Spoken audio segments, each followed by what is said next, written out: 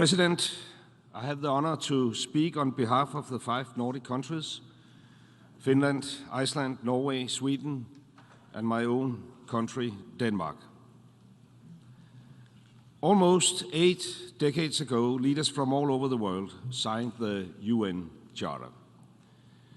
They thereby committed their countries to protect future generations from the scars of war and to ensure that armed force shall not be used save in the common interest. They committed to refrain from the threat or use of force against the territorial integrity or political independence of any state. They committed to settle the international disputes by peaceful means. But 1 year ago, air raid sirens sounded across Ukraine and Russia tanks crossed the Ukrainian border.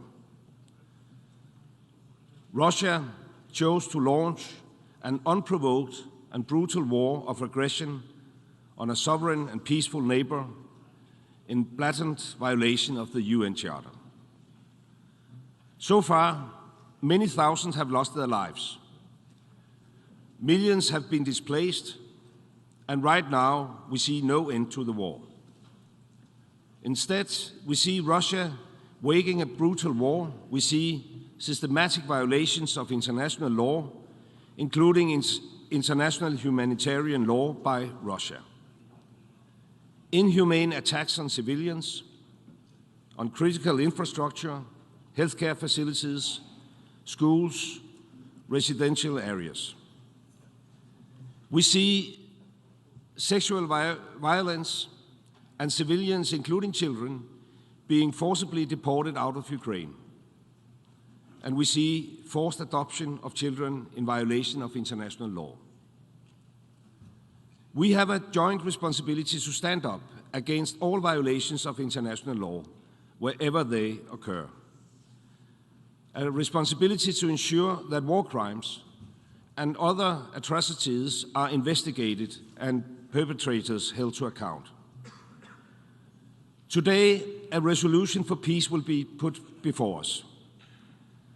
A resolution which, in essence, asks us to denounce this brutal aggression, asks us to support a comprehensive, just and lasting peace based on the principle of the UN Charter, to support territorial integrity and demand that Russia immediately, completely and unconditionally withdraw its forces from the territory of Ukraine within its internationally recognized borders. A resolution that urges us to cooperate in the spirit of solidarity to address the global impact of the war. Distinguished colleagues, this UN Charter was signed to maintain international peace and security. It clearly prohibits aggression and wars of conquest, like the ongoing Russian aggression against Ukraine. So let us be honest about the issue before us. This is about standing up for international law. This is about standing up for the UN Charter, about standing up for peace. We will not be neutral when asked to stand up the side of the UN Charter and of a victim of aggression. As the late Archbishop Desmond Tutu said, if you are neutral in situations of injustice, you have chosen the side of the oppressor. The fact remains today as simple as 1 year ago. If Russia stops fighting, there will be no more war. If Ukraine stops fighting, there will be no more Ukraine. The fact remains that Ukraine's right to protect themselves is enshrined in Article 51 of the UN Charter, the inherent right to self-defense. The fact also remains that Russia's unprovoked aggression against Ukraine has no justification, rather legal or moral. The International Court of Justice has ordered Russia to immediately suspend the military operations that it commenced on 24 February 2022 in the territory of Ukraine. This war must end. The violence must end. We must restore respect for the UN Charter, and we must make sure that similar horrors do not happen again. Today, we have an opportunity to vote for peace a peace which respects and upholds the UN Charter, for a peace that does not encourage future aggressions against Ukraine or any other member state. Let us not miss this opportunity. The Nordics will honor the signatures our representatives placed on the UN Charter. We hope to be joined by all. Thank you. I thank the Minister of Foreign Affairs of Denmark. And now I give the floor to His Excellency Péter Szijjártó, Minister of Foreign Affairs and Trade of Hungary.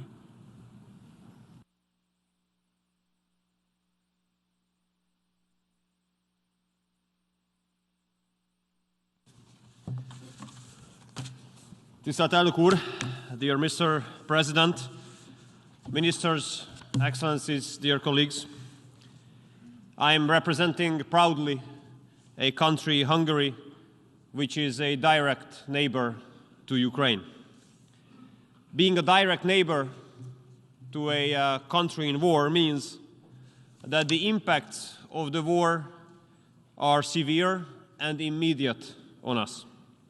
And we are faced with the tragic consequences of this brutal war day by day. Therefore, Hungary is carrying out the largest humanitarian operation ever of our history. Up to now, we have received more than 1 million refugees. Obviously, we ensure them full and equal access to our education and healthcare system. We give incentive to companies in Hungary in order to encourage them to employ refugees. And already 1,300 schools and kindergartens in Hungary are enrolling refugee kids and refugee students. Believe me, it is heartbreaking to see those torn apart families who are arriving to Hungary on a daily basis, kids only with their mothers, leaving the fathers behind. Based on our experience in the neighborhood, dear colleagues, this war has only brought suffering, and this war has no winners. This war does have only losers. Hundreds or even thousands of people are killed on a daily basis. Therefore, the most important duty of the international community should be to save lives. And of course, the question must be raised how it is possible. How it is possible to save lives of the people. The answer, it is simply to be said, more complicated to achieve, but the answer is peace. We can save lives of the people by creating peace. And based on our experience, it became already pretty obvious that neither delivery of weapons nor sanctions, those measures do not save lives. To the contrary, they contribute to the prolongation and the risk of escalation of this war, and they bring more suffering. That's why, dear Mr. President, dear colleagues, Hungary calls on the international community to finally start to concentrate on how to establish an immediate ceasefire and how to contribute to launching peace talks as soon as possible. Peace talks which should come to an agreement about a sustainable peace in our neighborhood. And we also know from our sad experience that peace can only be reached through dialogue and discussion. Therefore, channels of communication must be kept open. If channels of communication are being cut, then it means that the hope for peace is given up as well. And here, Mr. President, I do believe that United Nations should fulfill its role. We all know that the United Nations, as an institution or as an organization, has not been created as an integration of like-minded countries. United Nations have been created to serve as a platform for dialogue for those who even consider each other as enemies. Therefore, we urge talks between Russia and the United States to be started as soon as possible in the framework of the United Nations. We Hungarians, I want to underline again, we are living in the neighborhood. And I can imagine that the situation in Ukraine might seem less serious from hundreds or thousands of kilometers away, or even from an ocean away. But believe me, believe us, in the neighborhood we are pretty much aware that we are in the 25th hour. And although Hungarian people are absolutely not responsible for the outbreak of this war, and although it is not our war, but still Hungary and the Hungarian people have already paid a very high price for this war. And Mr. President, when I say this, I do not only speak about the skyrocketing inflation. I do not only speak about the extra 10 billion euros which have been added to our energy bill within the last year, but I do speak about the high number of those Hungarians, members of the Hungarian community in Ukraine, who have died on the front line. And we do not want any more people to die. That's why we urge all actors of international political life to refrain from decisions, measures, and statements which bring the risk of prolongation or escalation of this war. Because I would like to remind all those big and strong countries who represent war rhetoric that they have not lost any lives in this war yet. But we Hungarians, we definitely did. Dear Mr. President, you know it very well, we Hungarians are living in Central Europe, and we have understood very clearly the lesson of history. We all know that whenever there was a conflict between East and West, we in Central Europe, we have always lost. Therefore, another major East-to-West conflict would definitely be against our national interest. Complete generations in Hungary have lost decades from their lives because of the Cold War, and we do not want to lose more. We do not want the world to be divided into blocks again. Instead of blocks, we want connectivity and cooperation. And we do not want this regional war to become a global one. None of us should forget, dear colleagues, none of us should forget that war is always a failure of diplomacy, and peace is always a success of diplomacy. That's why I hope all of us will multiply our diplomatic efforts in order to create peace finally in our neighborhood. We hope that 2023 will be a year of peace and reconstruction. Elnök úr, köszönöm szépen. Thank you so much for your kind attention. I thank the Minister of Foreign Affairs of Hungary. Köszönöm, Miniszter úr.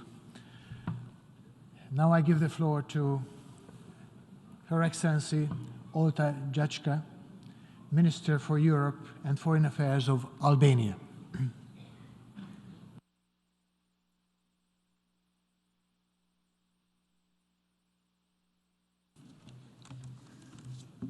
Mr. President of the General Assembly, Excellencies, 1 year ago, on this day, the world was holding its breath, waiting to see what choice Russia's president would make. On February 24th, we learned that he made his choice. This war is one for which there was no other reason than this choice by the Russian president. We should do well to remember that. Ukraine did not attack Russia. Ukraine did never threaten Russia. That claim is just as ludicrous today, when the whole world has seen the weakness of the Russian army, as it was back in February 23rd of last year, when most of the world expected the invasion to succeed in a matter of days. It was an unprovoked, illegal, criminal invasion of a country. It was above all an act of aggression that clearly violated the UN Charter and international law. One that was condemned in no uncertain terms and in landslide votes through a number of resolutions by this Assembly. The International Court of Justice has also been very clear in its order of March 16th of last year, stating that the Russian Federation shall immediately suspend the military operations on the territory of Ukraine, and it must also ensure that other forces under its control or supported by Moscow should not continue the military operation.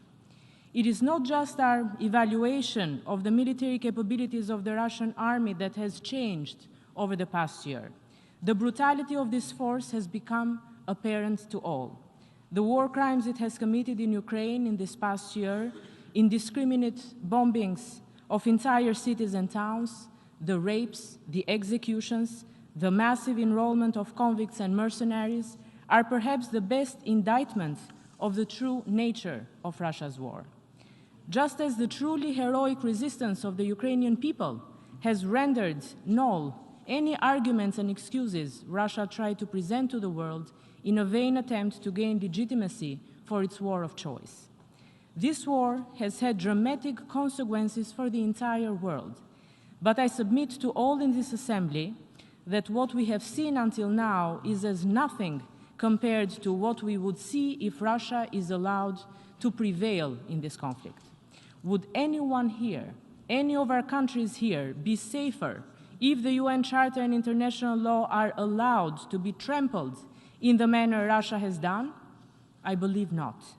I believe that a world where might makes right, where countries can suddenly decide to attack their neighbors and annex parts of their territory, is a world that would not benefit any one of us or our people. It would practically mean to go back to the logic of 1930s.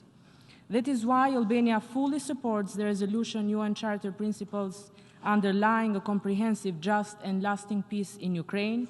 That is why we believe that this Assembly must vote in support of this resolution and make clear its support for a just peace in Ukraine in accordance with the principles of the UN Charter, which should guarantee the sovereignty, independence, unity, and territorial integrity of Ukraine within its internationally recognized borders, extending to its territorial waters. In the same vein, we oppose the hostile amendments presented by Belarus. They represent no effort to contribute to peace, but an attempt to shield the aggressor. They must be rejected, and we call on all the UN members to vote no. Albania requests a recorded vote on the two amendments proposed by Belarus, A/ES11/L8 and A/ES11/L9. Thank you. I thank the Minister for Europe and Foreign Affairs of Albania. Now I give the floor to Her Excellency Catherine Colonna, Minister for Europe and Foreign Affairs of France.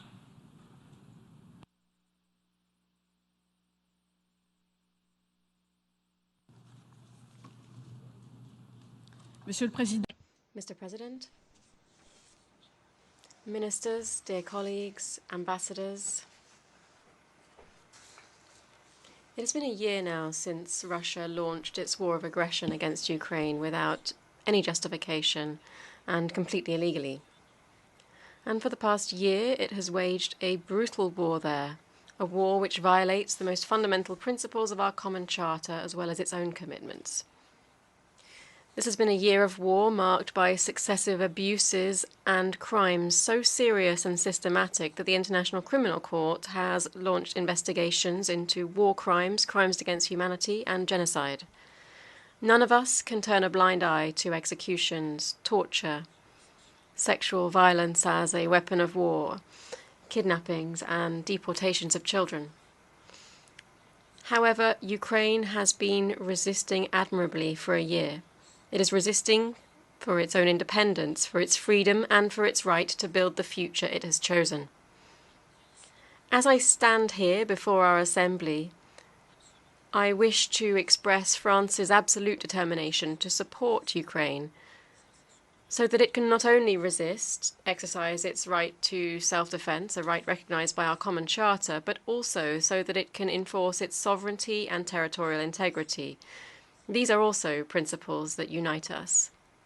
I do so that Ukraine can therefore thwart Russia's aggression, which is a serious threat to international peace and stability, and therefore to the peace and security of all of us. This is a matter of concern for all of our states, because there will be no peace and security anywhere if aggression is rewarded. This war waged by Russia is therefore everybody's business, because it threatens the existence of a state, because it represents a domineering and imperialist plan, because it denies the existence of borders. It is everyone's business. As the President of the Republic, Emmanuel Macron, said from this rostrum last September, neutrality is not a possibility, because neutrality would amount to becoming an accomplice of the aggressor. Letting Russia dictate the terms would be a fatal blow to the international rules-based order to which we have all subscribed for 75 years.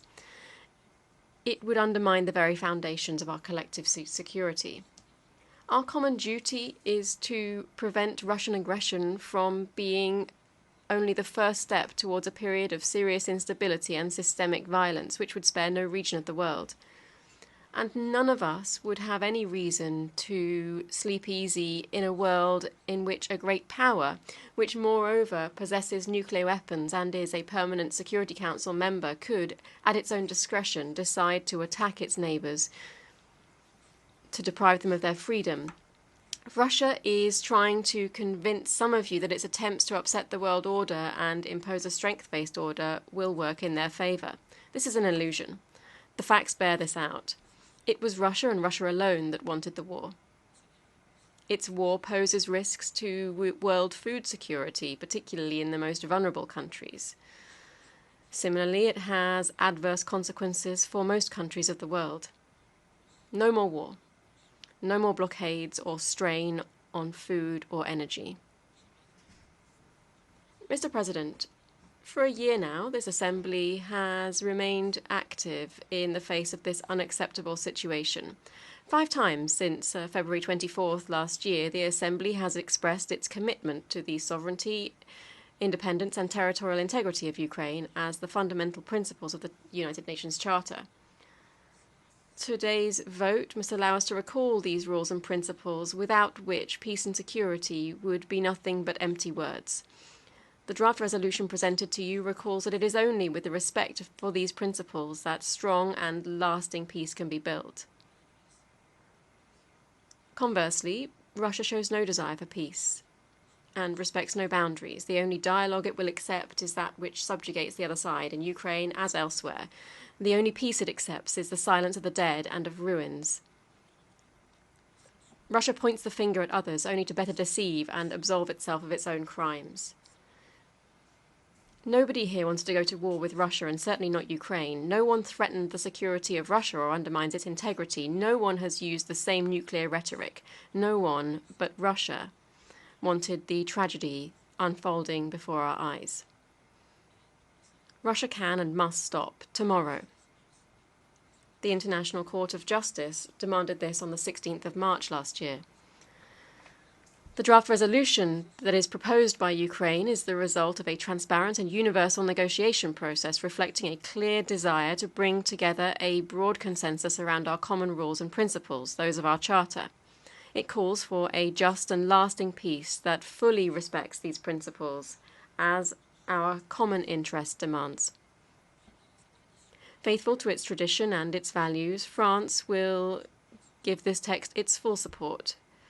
It calls on all states to act responsibly and do the same. Thank you. Je remercie Madame Ministre de... I thank the Minister of Foreign Affairs of France. And now I give the floor to His Excellency Rastislav Kačer, Minister of Foreign and European Affairs of Slovakia.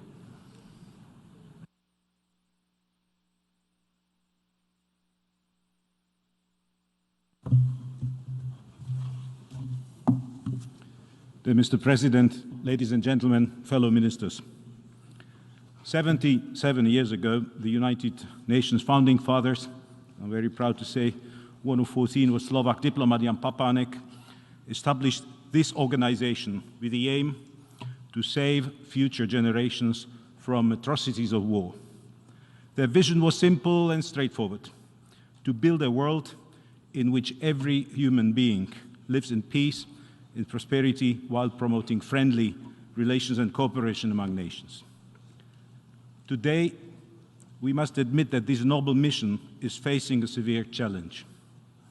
Effective multilateralism is falling apart, with one member state is blatantly violating fundamental principles and values of this organization. The state upon which the UN Charter bestowed the privilege of guarding these very principles through the provision of a permanent seat in the Security Council, the Russian Federation. Mr. President, ladies and gentlemen, we strongly condemn the ongoing, unprovoked and unjustified military aggression of the Russian Federation against Ukraine in violation of all fundamental values and principles of the UN Charter and international law. We reiterate our call for an immediate cessation of Russian military activities in Ukraine and demand an unconditional withdrawal of all Russian troops from the whole territory of Ukraine. In this regard, we would like to echo the words of the Secretary-General, who previously said, "Enough is enough." Yet it seems the Russian Federation obviously does not understand this appeal. On the contrary, it goes on with its misleading rhetoric, propaganda, and the distortion of facts on the ground, promoting some kind of alternative reality. It is our duty to take a fierce stand against these actions and the spreading of lies and deceptive narratives. The aggression has caused food insecurity, is fueling a global inflation with devastating impacts, mainly on the most vulnerable countries of the world. Millions of Ukrainians had to flee their homes, 90% of whom are women and children. Slovakia is one of those countries where more than 100,000 of them found temporary refuge. Mr. President, ladies and gentlemen, today we have gathered here in New York with one goal: to reaffirm our steadfast commitment to the values and principles of the UN Charter. Russia's ignorant attempt at redrawing internationally recognized borders as a sovereign country presents a grave threat not only to Europe. Let us be clear, this is not about Ukraine only, whose very existence is questioned today by one member state. Tomorrow, sovereignty, territorial integrity, and independence of any country might be at stake. This is about effective multilateralism, which is under a severe threat. We cannot afford to let it go, to let it vanish. We need it for today and for future generations. We have all duty to protect the rule-based world. Therefore, I encourage you to vote yes for the adoption of the resolution, which Slovakia strongly supports. Thank you for your attention.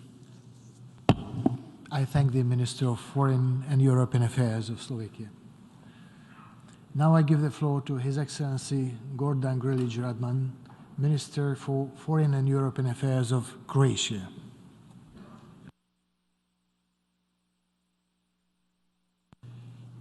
Mr. President, ladies and gentlemen, dear colleagues, it has been a year since the Russian Federation began to carry out its so-called special military operation, which is in fact a brutal aggression against its neighbor Ukraine.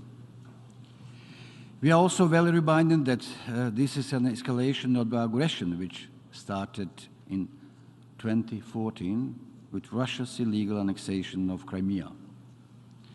The fact is that the Russian aggression against Ukraine is a blatant violation of international law and the UN Charter by a permanent member of the Security Council, and a nuclear weapon state no less. It is bound to have long-lasting implications for the UN as a whole. Its logic of war and impunity has brought about immense human suffering, death and injury of hundreds of thousands, mass displacements of people, and targeted destruction of civilian infrastructure necessary for maintaining basic needs of life. Its menacing execution brought with itself war crimes and crimes against humanity, while the illegal annexation of parts of Ukrainian territory showed cynical disregard for the UN Charter itself. Finally, it has impacted livelihoods around the globe, as it disrupted the global economic flows and instigated worldwide energy and food insecurity.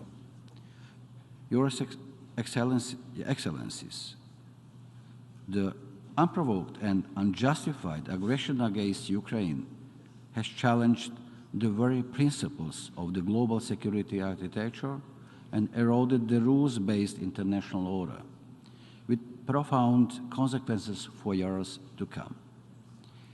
We must not stand silent in the face of those who destroy and violate the most fundamental human and sovereign rights of states. We owe it to our countries, to our citizens, and to all those that will come after us. If we fail now, not only will our present look grim, but the cause of our failure will pass to future generations. For the same reason, we should support all efforts to establish accountability for the crimes committed in Ukraine, and we welcome the International Court of Justice order seeking the Russian Federation to immediately suspend its so-called military operation. Excellencies, dear colleagues, dear friends, it is the bravery and determination of the Ukrainian people that stands in the way of the aggressor. The war in Ukraine sadly resembles the one in Croatia 3 decades ago.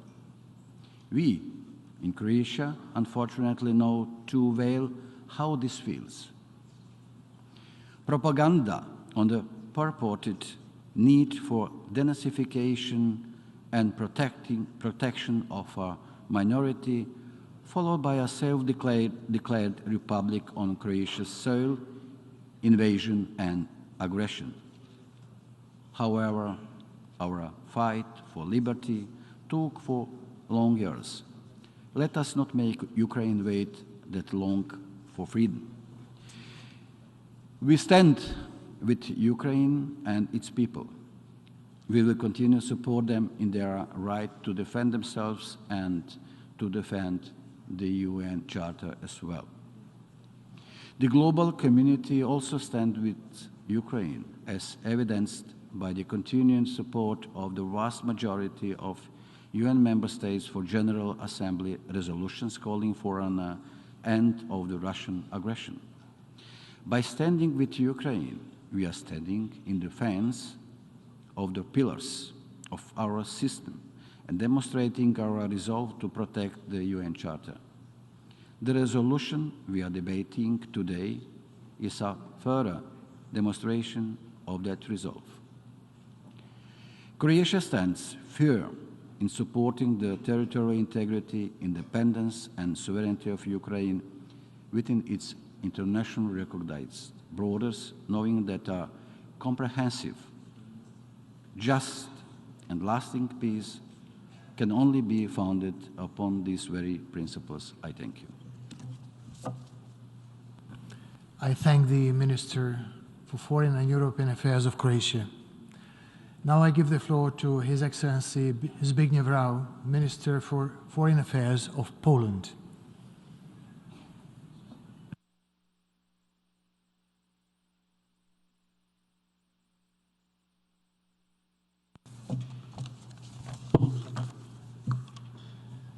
Mr. President, Excellencies, distinguished delegates.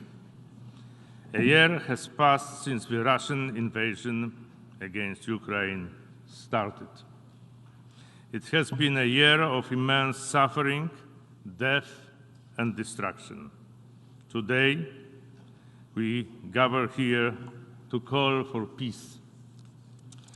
The resolution that has been put forward before the General Assembly defines the steps that need to be taken to achieve it. A comprehensive, just, and lasting peace is the only acceptable option to end the war in Ukraine. It is possible only when sovereignty, independence, and territorial integrity of Ukraine is reconfirmed. Russia must immediately, completely, and unconditionally withdraw its forces from the territory of Ukraine within its internationally recognized borders. It is of fundamental importance to ensure Russia's full accountability for the crimes it has committed in Ukraine.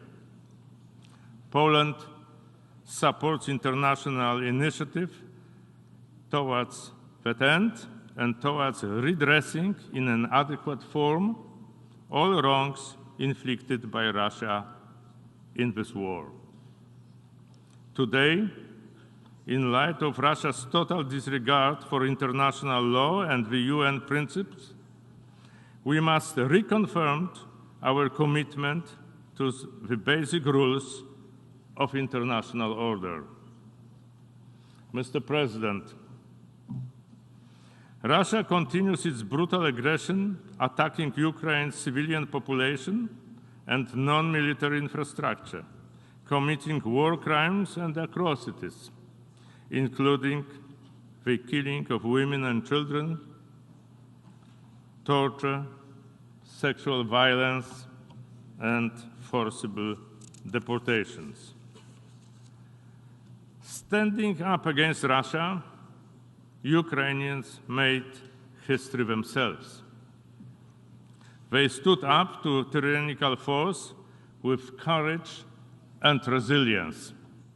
They chose to fight to defend their independence, freedom, and identity. More than that, they defended the rules-based international order. The brave Ukrainian nation deserves not only our compassion, but also our support and solidarity. Poland will continue to assist Ukraine for as long as it takes. In addition to offering shelter to millions of Ukrainian refugees, Poland keeps providing and facilitating transfers of aid.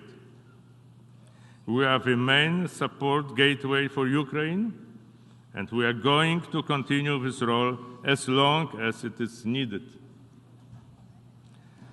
Mr. President, this war and its outcome matter throughout the world. Russia's invasion has contributed to a sharp increase in fuel, fertilizers, and food prices. It caused disruptions of supply chains.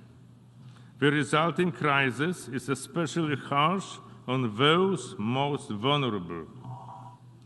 There is no doubt that Russia is solely responsible for this dire situation.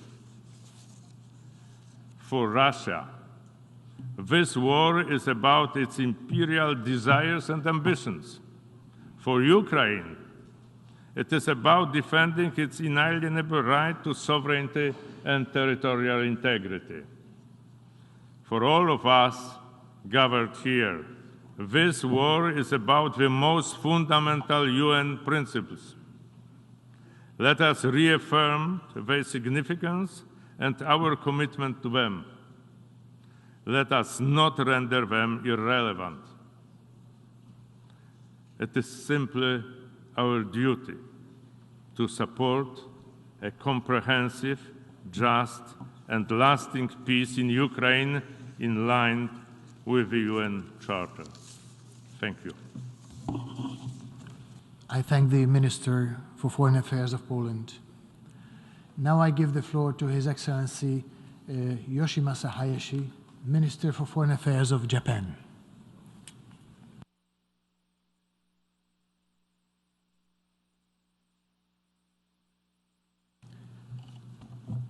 Mr. President, distinguished colleagues, 193 member states in this General Assembly hall represent 193 different positions. Such diverse view, I believe, can converge on one specific point. We all want peace in Ukraine, or at least the overwhelming majority of us want peace in Ukraine. This draft resolution is about peace. However, peace must be based on principles. Hostilities must stop now, but this would not necessarily produce a comprehensive, just and lasting peace. Imagine yourself. What if a permanent member of the Security Council launched an aggression against your homeland, grabbed your territory, and then ceased hostilities, calling for a peace? I would call it an unjust peace. It would be a victory for the aggressor if such actions were tolerated. It would set a terrible precedent for the rest of the planet. The world would revert to the jungle, where brute force and coercion would prevail. Mr. President, distinguished colleagues, peace must be based on the principles of the United Nations Charter. That is why Japan supports this draft resolution entitled Principles of the Charter of the United Nations, underlying a comprehensive, just, and lasting peace in Ukraine. I urge my fellow colleagues gathered here today to vote in favor of it. Russia must, first and foremost, withdraw its troops immediately and unconditionally from Ukraine. The General Assembly has demanded it, as has the Secretary-General and the International Court of Justice. Unfortunately, Russia seemingly cannot care about the General Assembly resolutions and the ICJ orders as if they were just pieces of waste paper. In addition, abusing the veto power is not enough for Russia. It also abuses its status as a nuclear weapon state with its irresponsible rhetoric. Russia's nuclear threats, let alone any use of its nuclear weapons, shall never be tolerated. Russia should be held accountable for all of its acts in an appropriate manner. Other member states should also refrain from supporting the aggression either directly or indirectly. In this regard, the proposed amendments by Belarus are an attempt to distract the attention of the member states from the fact that the Russian aggression is in violation of the very principles of the United Nations Charter. I urge fellow colleagues to vote against the amendments. Mr. President, distinguished colleagues, my heart breaks for the dire humanitarian situation of the people of Ukraine. Japan will continue to provide support for them, along with fellow members of the international community. At the same time, we must not forget that many other people around the world are suffering as well. Natural disasters, conflicts, violence, terrorism, food and energy crisis, climate change, infectious diseases, the list goes on and on. We need an integrated and tailored approach to deal with these issues, and that is what the United Nations excels at. However, the UN is now being tested. It has been damaged. We need to restore trust in this organization. We need to unite ourselves again. We need to strengthen the entire organization to grapple with today's ever more complex and interlinked challenges.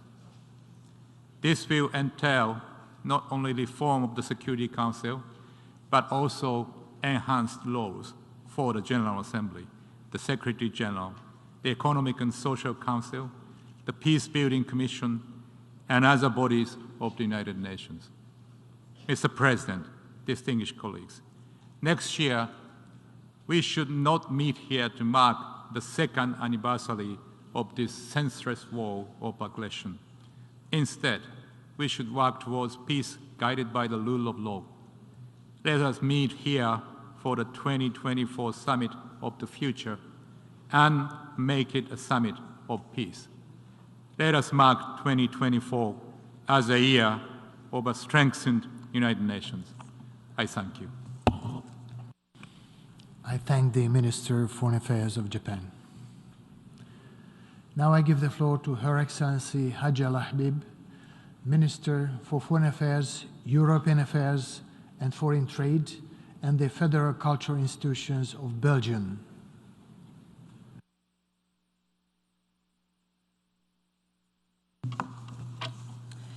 Monsieur le Président, Mr. President, Excellencies, ladies and gentlemen, we did not want this war. We wanted to live in peace, respecting the principles to which the entire international community subscribed by adhering to the United Nations Charter. All of us present here made a commitment through Article 2 to respecting the territorial integrity, internationally recognized borders, and to settle our disputes peacefully. And all of this was flouted by Russia on February 24th of last year. And no, this is not a war of the West against Russia. While Ukraine is the first victim attacked on its territory and threatened in its very existence, it is the entire international community which has been affected and has been shaken, because this aggression undermines the international order, food, financial, and energy security.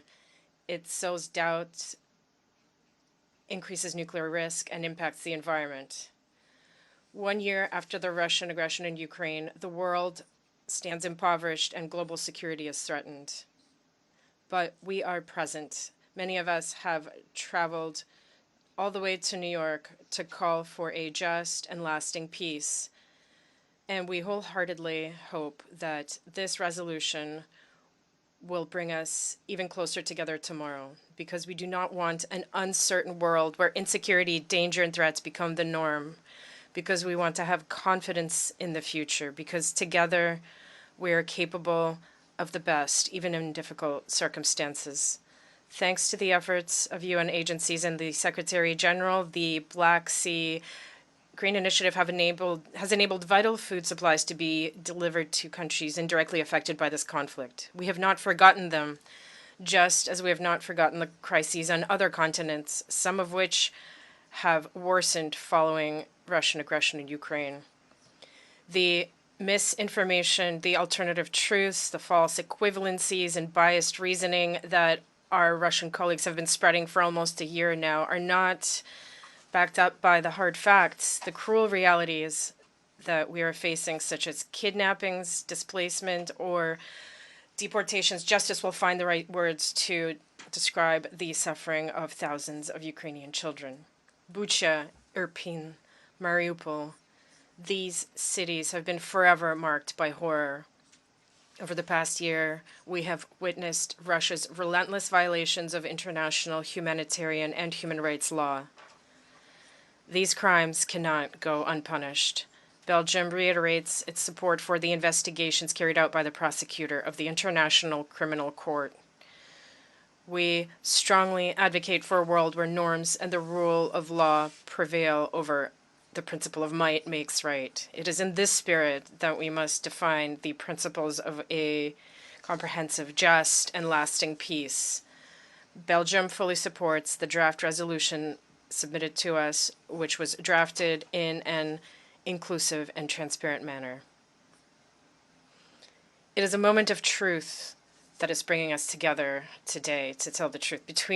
Belgium joins the large number of those who call for the immediate, complete, and unconditional withdrawal of all the military forces of the Russian Federation from Ukrainian territory and for a return to the internationally recognized borders of Ukraine.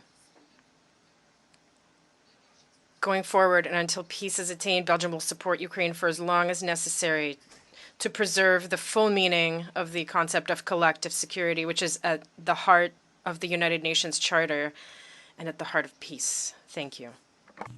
Je remercie. I thank the distinguished Minister of Belgium.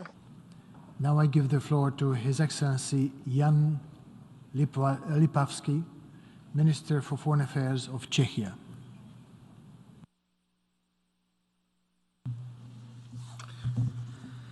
Mr. President, we are meeting 1 year since the start of Russia's brutal war against Ukraine to yet again resolutely defend the UN Charter and promote international peace and security in line with the Uniting for Peace resolution. We are horrified by Russia's blatant violation of international order. The UN Charter is binding upon all member states, including Russia. Russia must immediately, completely, and unconditionally withdraw its forces and military equipment from the entire territory of Ukraine within its internationally recognized border. Czechia stands with Ukraine and remains committed to supporting Ukraine's wish for a just peace in line with the UN Charter. Russia's aggression is causing unspeakable suffering in Ukraine and beyond.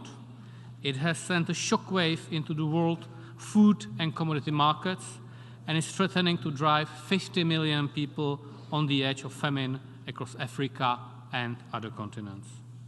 We support the Black Sea Grain Initiative and the UN efforts to achieve its further extension in March 2023. We cherish UN actions which address wider consequences of the Russia-inflicted war, including global food security. We commend the Secretary-General for his relentless efforts to stop Russia's aggression and restore respect for the UN Charter. We appreciate the peace formula presented by President Zelensky. Let me be clear, Russia's malicious ambitions goes far beyond Ukraine. It wants to change the international order. Russia wants a world defined by spheres of influence with neo-colonial relationship instead of partnerships on equal footing. Our region, Central Europe, has had its own tragic experience with Russia's aggressive imperial policy. For the sake of restoring international peace and security, it is essential to say no to Russia's imperialistic scheme.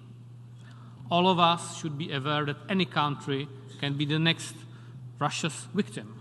The future of the international order is being determined now.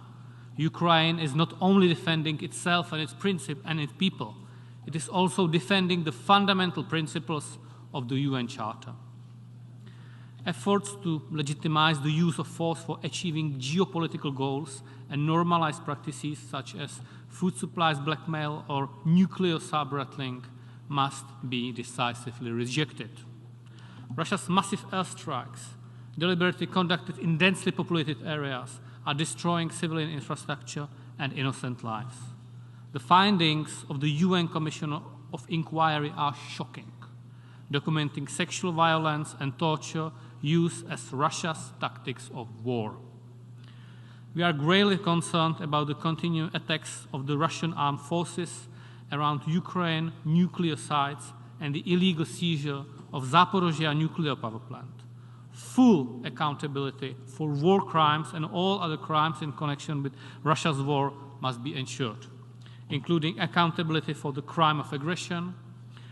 Letting the leadership responsible for the crime of aggression go unpunished would mean giving up on the fight against impunity and fueling aggression.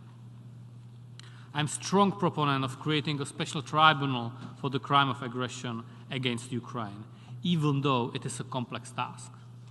I strongly believe that there should also be a UN involvement to ensure maximum legitimacy and support.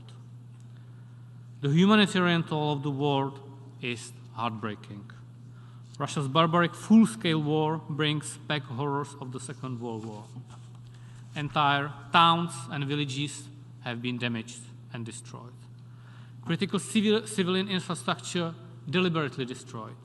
In the middle of this savage winter, people are trying to escape from Russian bombs and survive in temporary shelters. The war has forced over 8 million Ukrainians to flee abroad. In the spirit of solidarity, Czechia has opened its doors. Almost 500,000 of them have been granted temporary protection in my country, most of them women and children. We remain the country hosting the highest number of Ukrainian refugees per capita, even though it brings some challenges for the state and our citizens, especially at a time of economic and energy crisis. Our country and people have demonstrated an unprecedented wave of solidarity. We have also provided humanitarian assistance to Ukraine through in-kind and material support so that people affected by the war in freezing temperatures have access to healthcare, drinking water, electricity, and heating. Here, I would like to stress that our assistance to Ukraine does not affect our humanitarian aid nor budget when helping other countries in need. Mr. President, my country strongly supports the draft resolution put to our consideration. It defends the principles of sovereign equality and territorial integrity of states. I would like to appeal to all those who might be tempted today to take a neutral stance and to those who believe that it is not their war. If we don't act now, we are accepting a new international order based on use of brutal force, based on colonialism. Thank you very much. I thank the Minister of Foreign Affairs of Czechia. Now I offer the floor to His Excellency Gabrielius Landsbergis, Minister for Foreign Affairs of Lithuania.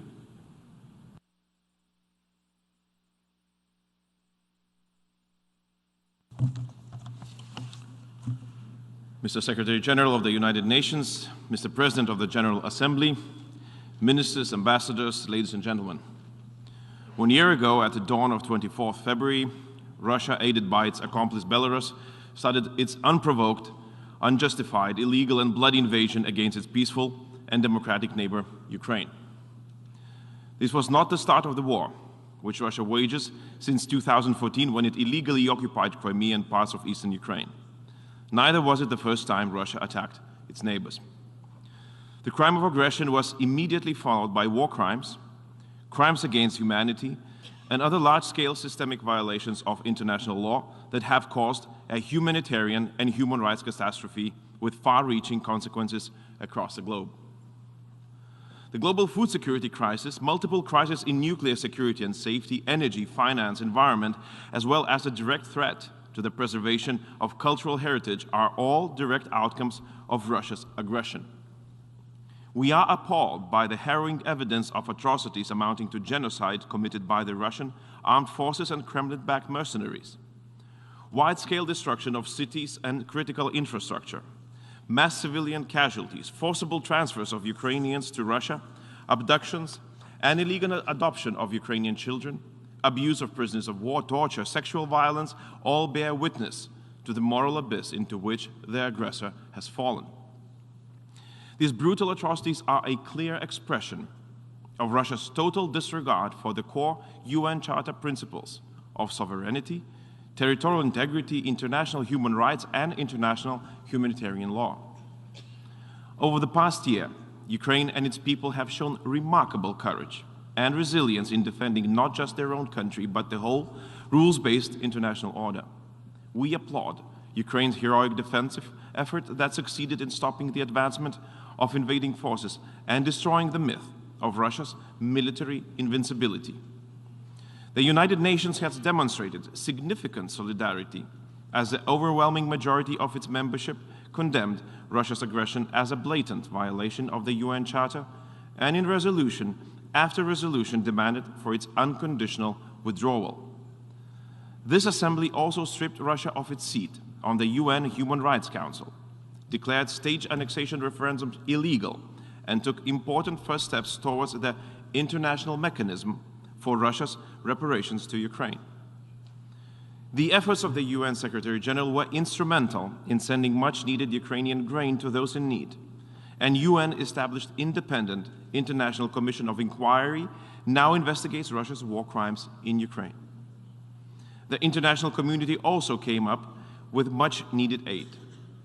Lithuania is proud to be among the first to provide military assistance, grant protection to tens of thousands of Ukrainians, and give humanitarian relief. The whole Lithuanian nation is behind this effort, with private citizens and businesses welcoming Ukrainians to their own homes and donating over 40 million euros to support Ukrainian armed forces, from basic needs to combat drones and multifunctional radar stations. However, none of that is sufficient to stop Russia's war. While Russia engages in blame games and accusations, its real objective is to create spheres of influence, instability, and domination, spheres that hark back to colonial times, which this organization was so determined to leave behind forever. Russia continues its aggression because we allow it to act with impunity. As the UN Security Council remains effectively paralyzed by Russia's abuse of its veto, the role and responsibility of the UN General Assembly becomes ever more important. We, the member states, should rise up to the challenge by supporting President Zelensky's peace formula that firmly rests on the principles of the UN Charter and the rules-based international order. First and foremost, we must demand full withdrawal and expulsion of the invading forces from all occupied territories of Ukraine, and should not shy away from supporting Ukraine's decisive military action. Second, we must seek full accountability of the perpetrators. In this regard, we welcome the efforts by the International Criminal Court, regional bodies, and individual states to prosecute those responsible for war crimes, crimes against humanity, and the crime of genocide in Ukraine. At the same time, since International Criminal Court will not have the jurisdiction over the crime of aggression, we call on this Assembly to mandate an establishment of the Special Tribunal to prosecute the crime of aggression and provide the tribunal with international legitimacy and cross-regional support. Third, we should explore all means to ensure that Russian assets are used to compensate for all material and moral damages caused by the aggression. We welcome the first steps this Assembly has taken towards allowing the victims of Russia's crimes to exercise their right to reparation. Mr. President, dear colleagues, with today's draft resolution that Lithuania is co-sponsoring, we aim to support and encourage all efforts for a comprehensive, just, and lasting peace in line with the United Nations Charter. It is essential that United Nations membership remains together with Ukraine and stands up against aggression and speaks out in defense of sovereignty and territorial integrity. At the end of the day, that is the only way we can defend the relevance of the United Nations Charter and this organization. I thank the Minister of Foreign Affairs of Lithuania. Now I give the floor to His Excellency Bujar Osmani, Minister for Foreign Affairs of North Macedonia.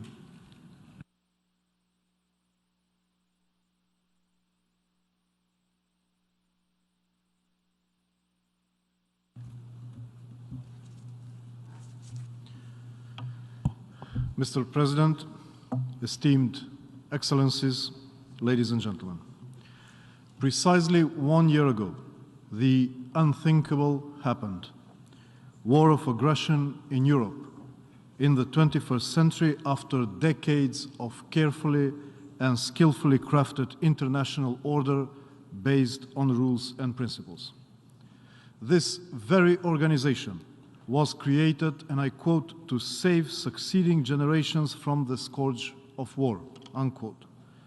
Now, when the people of Ukraine suffer from the scourge of unprovoked, unjustified, and deliberate war of aggression, this organization should raise its voice clearly and loudly through representatives of sovereign member states, both in solidarity and in condemnation. In solidarity because today it is Ukraine, tomorrow it could be any of our states who rely on the norms and principles of international law and consider the Charter of the United Nations as the undisputable guarantee for their independence, sovereignty, and territorial integrity. Condemnation, because it's not acceptable that anyone, and not talk about the permanent member of the Security Council, a supposed guardian of peace and stability in the world, and under any circumstances and pretext possible, invades a sovereign state, destroy its infrastructure, and infringes unbearable suffering to the civilian population. We cannot allow or admit the territorial conquest and changes of borders by war, neither ridiculously staged referenda on thus occupied territories. We cannot accept the return of spheres of influence, rule of force, and the right of the strongest to decide the destiny of other nations. My country, North Macedonia, voiced this principled position from the first day of aggression. For us, it is not and has never been a question about simply taking a side between the two belligerents, because it is not what really happens. It's the Russian Federation, by violating the UN Charter, that deliberately chooses the wrong side of the history. The majority of the member states of the UN have clearly acknowledged this regretful fact by voting previous relevant resolutions from this 11th emergency special session of the General Assembly. We urge Russia once again to end this senseless war and withdraw its troops from the sovereign territory of Ukraine. The immense damage has already been done, and every additional day of aggression only further exacerbates human sufferings. Excellencies, in 2022, Russia decided to violate one of the most basic principles of international law and launch a fully fledged war of aggression against Ukraine, a UN founding member state and neighbor. This has shattered the peace and installed insecurity and uncertainty. The food and energy insecurity worldwide are only some of the direct consequences of this aggression, but the biggest danger lies in challenging the whole rule-based international order. The international community embodied in the United Nations can't afford that this gross violation of all norms and principles goes without response.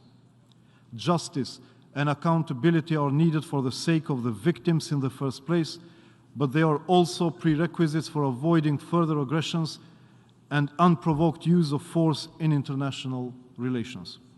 North Macedonia subscribed to this demand by supporting the ICC prosecutor's investigation of war crimes and crimes against humanity committed in Ukraine. Additionally, the whole international human rights mechanism should be implemented in fighting impunity and holding accountable those responsible for the war crimes and other violations of international humanitarian law or abusing human rights. The adoption of the UNGA resolution is of paramount importance in this regard. My country figures among the initial co-sponsors and joins other members of the international community in a common endeavor to restore peace and to safeguard the rules-based international order. That wouldn't be possible without ensuring full accountability for wrongdoings. What is there at stake is no less than a vision of a world we want to live in. Either we will secure peaceful coexistence and cooperation among nations, free from menaces of war and aggression, or we will be forced to live in constant fear, instability, and uncertainty. It's up to each and every one present in this August Assembly to decide on behalf of the nations we represent. Excellencies, ladies and gentlemen, as of 1st of January this year, North Macedonia assumed the chairpersonship of the OSCE, the largest regional security organization in the world. The Russian aggression against Ukraine erodes also the foundation of this organization by violating the provisions of the Helsinki Final Act. I visited Ukraine in my first trip abroad in capacity of the OSCE chair. In Borodyanka, near Kiev, I saw the devastating consequences of war. I visited the replaced civilians in the camp nearby, and while talking to them, I asked myself, what did these innocent civilians, most of them elderly people or children, do wrong to deserve this destiny? And more, what we as international community could do more than humanitarian assistance to alleviate these unsupportable human sufferings. At the end of the day, as the motto of our chairpersonship with the OSCE says, it's about people. What is the sense of our political actions, nationally and internationally, if we stay idle in front of human sufferings caused not by natural disasters, but by deliberate war of aggression? Accountability today is a more moral imperative, as it is the most effective means to avoid this happening again, in another place, to another sovereign state, to another people. At one point, the war will end, the infrastructure will be restored, the houses rebuilt. But the victims of this senseless aggression deserve more. They deserve justice. And humanity deserves a more solid and anchored base for avoiding the wars of aggression in the future. Accountability is not an objective per se, but it is, in my sincere view, the indispensable tool to secure peace, stability, and security worldwide, and to really save succeeding generations from the scourge of war. I thank the President of the General Assembly for convening this session, and I thank all of you for your attention. I thank the Minister for Foreign Affairs of North Macedonia. I now offer the floor to His Excellency Wopke Hoekstra, Minister of Foreign Affairs of the Netherlands.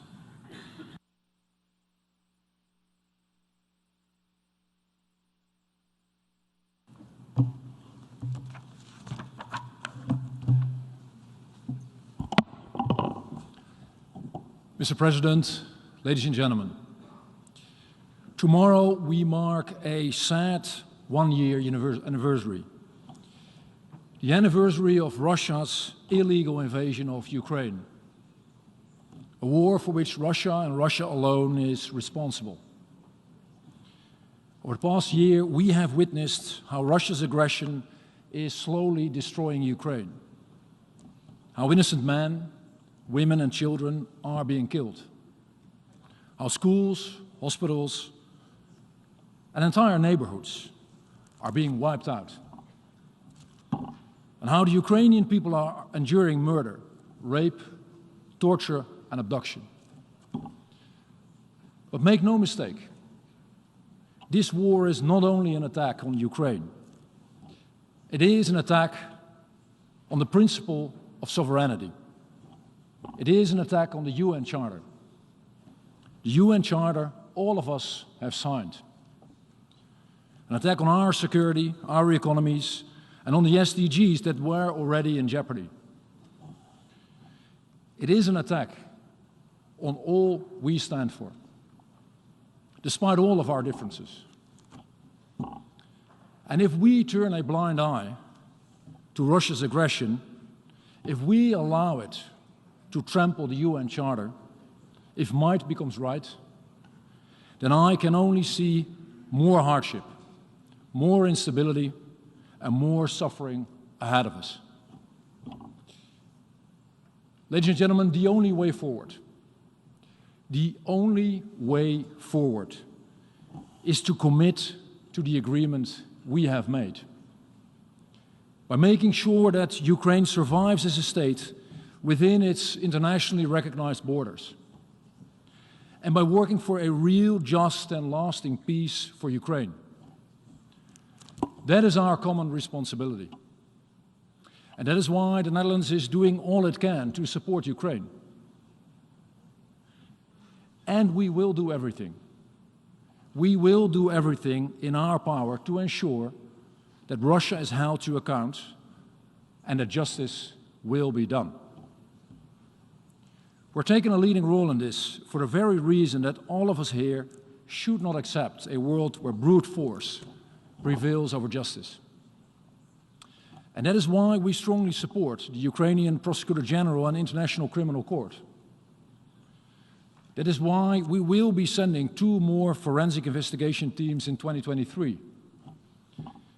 And that is why we will host a new International Center for the Prosecution of the Crime of Aggression and a damages register in The Hague. Ladies and gentlemen, we all want peace. And the road to peace is actually very simple. This war can end today if Russia sends its soldiers home. Just send them home. Just send them home. But while this war continues, and as long as it continues, the Netherlands will do all we can to help Ukraine. And we call on you. We call on all of you, dear friends, to join us, to underline our commitment, our joint commitment to the UN Charter, to the rules-based order it presents, and to vote yes on the resolution that is put in front of this Assembly today. Thank you. I thank the Minister for Foreign Affairs of the Netherlands.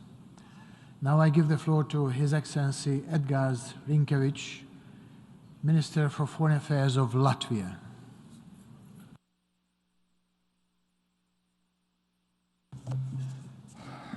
Mr. President, a year ago, Russia started its brutal invasion against Ukraine. Latvia stands together with Ukraine against this senseless war. Latvia stands for justice. Latvia stands for just peace. We condemn in the strongest possible terms Russia's unprovoked large-scale aggression against Ukraine enabled by Belarus. Russia's actions are driven by its imperial and colonial ambitions. They undermine the rules-based international order rooted in the United Nations Charter. We are witnessing blatant disregard for the international law. As a nuclear power, Russia continues to use irresponsible nuclear rhetoric. Only this week, Russia suspended its participation in the New START Treaty. A permanent member of the United Nations Security Council attempts to change borders of another sovereign country by the use of military force. Permanent members of the Security Council have a particular responsibility to maintain international peace and security. Every sovereign country has a right to choose its own foreign policy course. It applies to Ukraine as well as to any other country. Ukraine has a right to defend itself against foreign aggression. Ukraine fights for its survival, its right to exist.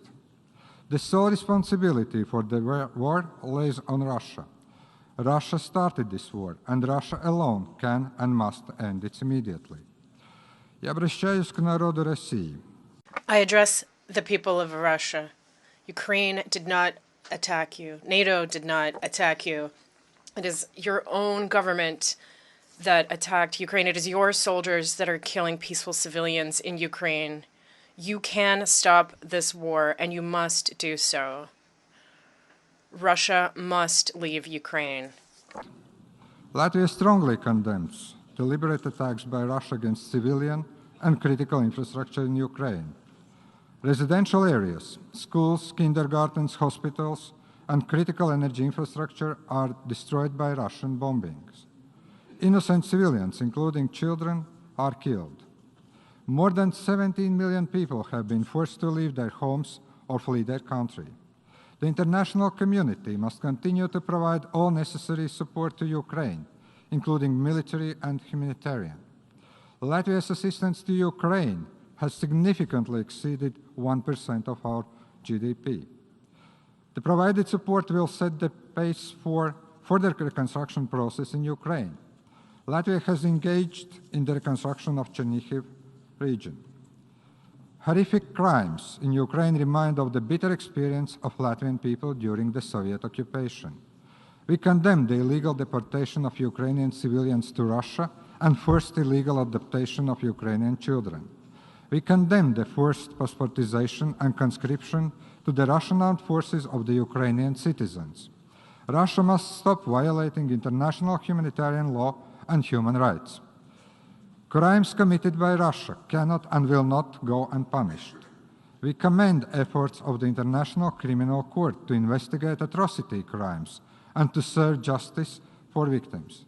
Regrettably, the International Criminal Court and national judicial systems cannot exercise jurisdiction to prosecute the crime of aggression. Latvia calls for establishment of ad hoc tribunal under the auspices of the United Nations.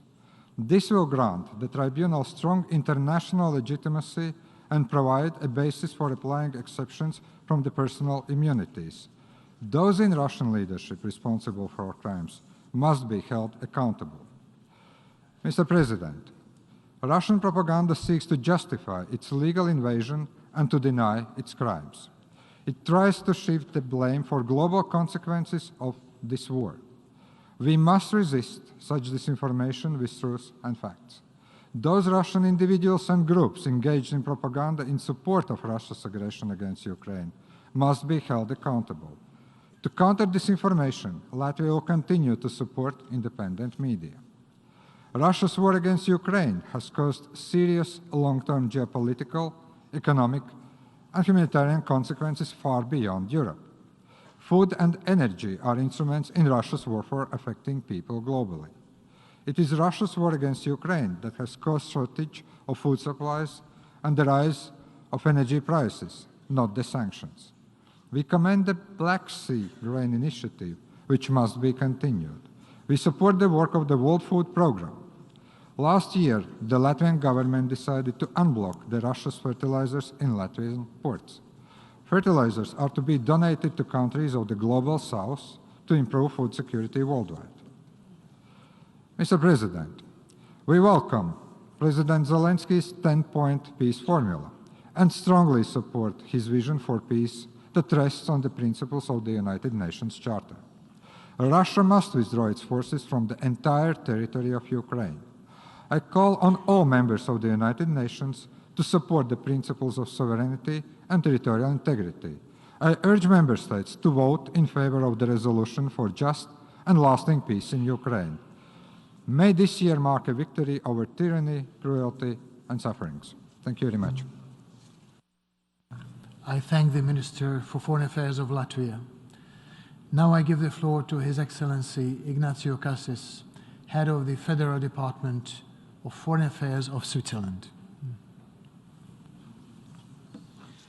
Merci, Monsieur le... Thank you, Mr. President. For a year now, ladies and gentlemen, we have all been witnessing the serious violations of the United Nations Charter in Ukraine. For a year now, Russia's military aggression against Ukraine has continued in defiance of international law. For a year, the trust and the security order that has prevailed in Europe have been under threat. Every country in the world has been affected in some way by the repercussions of this war. Its consequences are disastrous. The human cost is impossible to quantify.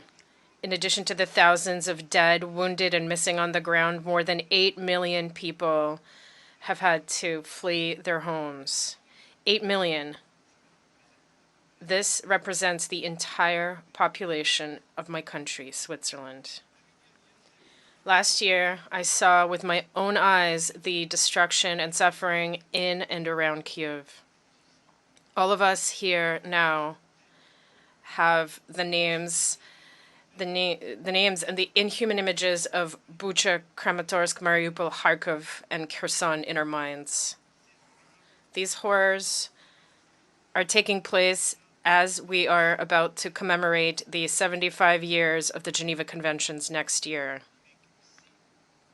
With these conventions, we wanted to raise the law above barbarism, including international humanitarian law. We wanted to turn the page on the experiences of past wars. This assembly has repeatedly stated that such wars must never happen again. The Russian military aggression against Ukraine shows us once again that we are not safe.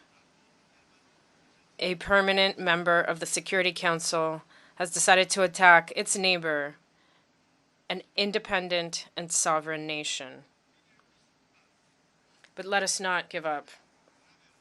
That would be a serious mistake It would be a vindication of all forces seeking power, no matter how they use it. Mr. President, with the resolution submitted to the vote today, we are sending a strong message of peace and respect for the law and the principles that unite us. Switzerland strongly condemns the serious violations of humanitarian and human rights law committed in Ukraine. And I call on the entire international community here today to work side by side towards a peaceful resolution of this conflict. Ukrainians have the right to live in peace. A peace built on the fundamental principles of international law, such as the prohibition of the use of force, territorial integrity, and national sovereignty. Switzerland is ready to play its part. Let us together reaffirm the importance of the United Nations Charter at a time when major challenges require urgent global solutions. Consider energy shortages, food insecurity, inflation, climate change, and migration. These challenges remind us that we all depend on each other. They remind us of our responsibilities. Turning inward is not a solution. Let us strengthen our ties, mend the cracks in our institutions, and restore our mutual trust. Finally, we must allow the Ukrainian people and all the peoples of the world who have been struck by war to regain hope and live in peace. Our unity is critical thanks to ongoing efforts such as the Black Sea Grain Initiative. Some of the negative consequences of the war have been mitigated on the human, security, political, and economic fronts. Switzerland is providing humanitarian aid, hosting refugees, and has launched the reconstruction process in Ukraine last summer in Lugano. But more needs to be done, for example, in the area of humanitarian needs and, above all, demining. My country will continue to support Ukraine while not forgetting other conflicts around the world.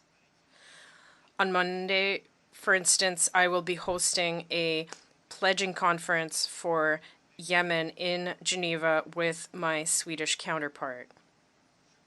Mr. President, by supporting this resolution on Ukraine today, on the eve of the first anniversary of the war, we are sending a clear message in favor of the UN Charter. Expectations are high, ladies and gentlemen. Let us not disappoint those who are counting on us, whether in Ukraine, in Russia, or in any other country. I thank you. Je remercie le ministre. I thank the Federal Minister of Switzerland. Now I give the floor to His Excellency Kostadin Kojabashev, Deputy Minister for Foreign Affairs of Bulgaria.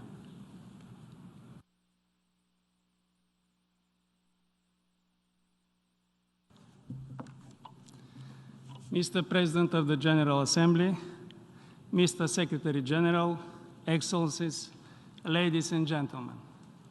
Bulgaria aligns itself with the statement delivered on behalf of the European Union yesterday. A year has passed since the start of the Russian Federation's unprovoked and unjustified war of aggression against Ukraine. A war which is not only in gross violation of international law and of the principles of the UN Charter, but has seriously damaged global security and stability and has caused and continues to cause immense suffering. During this year, the General Assembly has consistently come together to stand against this despicable act of aggression and against the violation of the UN Charter. Together, we need to continue to fiercely defend the principles of the UN Charter, international law, and the rules-based order because they are our only guarantee for peace. I reiterate once again Bulgaria's unwavering support for the sovereignty, independence, unity, and territorial integrity of Ukraine within its internationally recognized borders, including within its territorial waters. We stand with Ukraine and we will not recognize Russia's attempted annexation and illegal referenda. We demand that the Russian Federation immediately cease its military actions and unconditionally withdraw all its forces and military equipment from the entire territory of Ukraine. Mr. President, Russia's war of aggression has resulted in thousands of casualties and injured, massive displacement of civilians, catastrophic destruction of critical civilian infrastructure. Bulgaria is deeply concerned with the continued worsening humanitarian situation. We call for respect of international humanitarian law and unimpeded humanitarian access. Bulgaria, as all other EU member states, has kept and will continue to keep its borders open to everyone fleeing the war in Ukraine without any discrimination. We will continue to provide humanitarian assistance on the ground via different humanitarian actors, including OCHA, UNICEF, and ICRC. The global food crisis that the world faces today, initially triggered by climate changes, conflicts, the pandemic consequences, has been very significantly aggravated by Russia's war of aggression against Ukraine. Bulgaria will do its part to mitigate the most immediate consequences of this crisis and will continue to work for finding long-term solutions. We welcome the Black Sea Grain Initiative and the leadership of the Secretary-General in restoring the grain exports from Ukraine's Black Sea ports, while acknowledging that the situation remains very critical and the need for humanitarian assistance to a number of countries in the Global South persists. We call for the renewal of the Black Sea Grain Initiative in March and for its unimpeded implementation. Mr. President, the Russian Federation bears full responsibility for its aggression and all the destruction and loss of life, and it must and will be held accountable in accordance with international law. Only through ensuring justice for all victims will stand a chance to prevent such crimes in the near future. Excellencies, today the General Assembly bears a historic responsibility to stand for the principles of the UN Charter, to stand for peace and for international rules-based order. Bulgaria is proud to have co-sponsored draft resolution principles of the Charter of the United Nations underlying a comprehensive, just and lasting peace in Ukraine as it stands for peace. Its purpose is to help bring this conflict to an end and to reaffirm our collective support for the international principles upon which a comprehensive, just, and lasting peace must be based. I urge all of you to vote in favor of the draft resolution in front of us. I would like to thank the Ukrainian people for their extraordinary courage and resilience. And finally, I reiterate once again Bulgaria's unwavering support for the efforts of Ukraine to achieve a lasting peace in line with the United Nations Charter and the international law.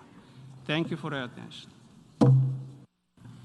I thank the Deputy Minister for Foreign Affairs of Bulgaria.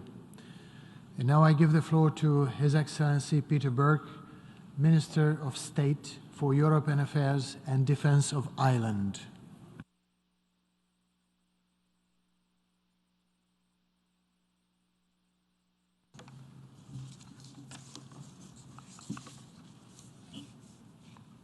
President, Ireland aligns itself with the statement of the European Union. President, we meet today to mark 1 year since Russia's full-scale invasion of Ukraine. A year of horrific death and destruction caused by Russia's illegal and unjustified war. Let us be clear. This invasion was unprovoked and entirely of Russia's making. Let me also be clear. Ireland will continue to stand fully with Ukraine and its people in the face of this brutal Russian aggression. President, this year and this war have been marked by Russia's blatant disregard for human life, for the UN Charter, for border international law, including international humanitarian law. Russia has ruthlessly targeted civilians and civilian infrastructure, seeking to starve and freeze the people of Ukraine into submission. Russia's war has seen the deaths of tens of thousands of Ukrainians, men, women, and children. It has forced over 13 million people to flee their homes in search of safety. Over 8 million refugees, mostly women and children, have sought protection across Europe.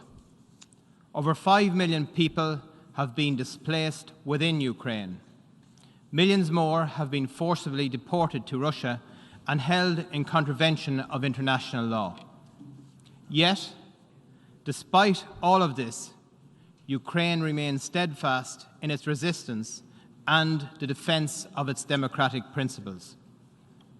This war has also seen a generation of Russian youth sacrificed to President Putin's imperialist fantasies. President, this is a war of choice. Just as Russia chose to start this war, they can choose to end it. We strongly support the tireless efforts by the UN Secretary-General, as well as by Ukraine itself, to bring an end to this conflict and for a comprehensive, just, and lasting peace based on the principles of the UN Charter. President, the effects of Russia's war are being felt across the world. Russia's actions have seen the world's most vulnerable people suffer from increased food and economic insecurity with the rising cost of energy and commodities. Ireland and the European Union are responding to the global effects of Russia's senseless war, including through the EU solidarity lanes and the Team Europe response to global food insecurity. We will continue to stand with the people of Ukraine and the most vulnerable around the world. We support the Black Sea Grain Initiative, which must be continued to allow life-saving grain to reach those who need it. President, this is a war that has seen reckless Russian attacks on nuclear facilities in Ukraine. A year of threats by Russia to use nuclear weapons on those that might come to Ukraine's aid. It is regrettable and worrying in this regard that Russia has now chosen to suspend its participation with the US under the New START treaty. President, Ireland remains fully committed to the sovereignty, independence, unity, and territorial integrity of Ukraine within its internationally recognized borders. Those borders have not changed, and Russia's use of force will not change them. Ireland calls on the Russian Federation to immediately cease hostilities and unconditionally withdraw from the entire territory of Ukraine. We call on the Russian Federation to refrain from further threats or the use of force of any kind, including nuclear weapons, against Ukraine or any other member state, which could have serious implications beyond the region. Russia's actions are not just a threat to Ukraine. They are a threat to the entirety of the UN membership. Every state relies on the rules-based international order for their prosperity, for their independence, for their sovereignty. If we fail to hold Russia accountable, if we fail to respond to their attack on the UN Charter, we will leave the world in a more dangerous place for us all. President, the international community and the General Assembly have repeatedly made clear its condemnation of this war, including through this special resolution. As we mark this anniversary, with no end to Russia's war in sight, a further resolution is being put to the General Assembly calling for a comprehensive, just and lasting peace in line with the principles of the Charter of the United Nations. We call on all member states to support this resolution. Thank you. I thank the Minister of State for European Affairs and Defence of Ireland. Now I give the floor to Her Excellency Joanna Sumuvuori, State Secretary to the Minister for Foreign Affairs of Finland.